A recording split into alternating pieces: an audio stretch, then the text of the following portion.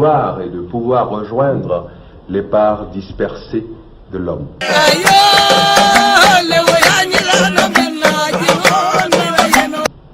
Comme j'ai l'habitude de le dire, on a résolu à moitié un problème quand on en a fait l'historique, et je me reporte à quelques 40 ans en arrière, à la fin de mes études, ou plutôt plus loin encore, quand j'étais étudiant en Sorbonne, qu'avec Aimé Césaire, Léon Damas et quelques camarades, nous lancions le mouvement de la négritude. Nous avions commencé par revendiquer passionnément notre identité nègre, et je peux le dire maintenant, nous étions même racistes.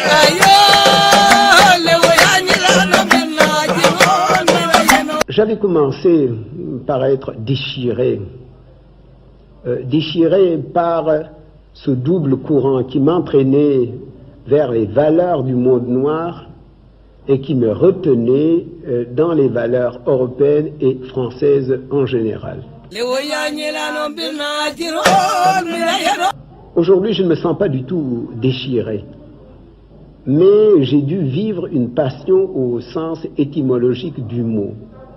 Donc nous avions commencé par revendiquer notre négritude avec passion, mais il y a eu la guerre, il y a eu le nazisme. J'ai été prisonnier pendant 2 ans et je me suis mis à relire les Grecs et je me suis mis à méditer sur le miracle grec, et j'ai fini par découvrir que le miracle grec, c'était le miracle du métissage culturel. Ce sont les Grecs qui, pendant plus de 1000 ans, ont fait les plus grands éloges des négro-africains.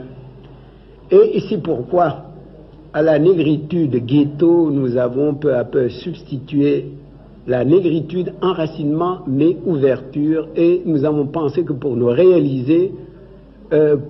réaliser l'évangile que nous prêchions, pour employer une formule de Sartre, il nous fallait être des métis nous-mêmes et assimiler les valeurs fécondantes de la civilisation européenne en général et française en particulier, qu'il fallait greffer sur la raison intuitive, la raison discursive. Et il fallait que ces deux raisons se fécondent mutuellement, car c'est dans cette fécondation que le miracle grec s'est produit, et c'est le cas de la France. Qu'est-ce que c'est que la France? Il y a 2 races en France.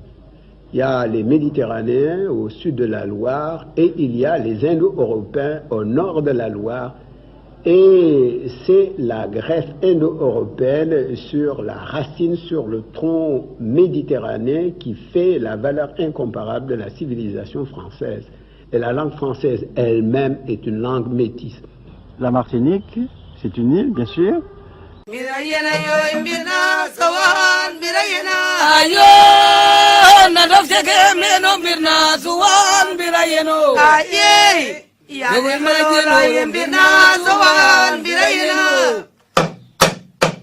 Jogo dia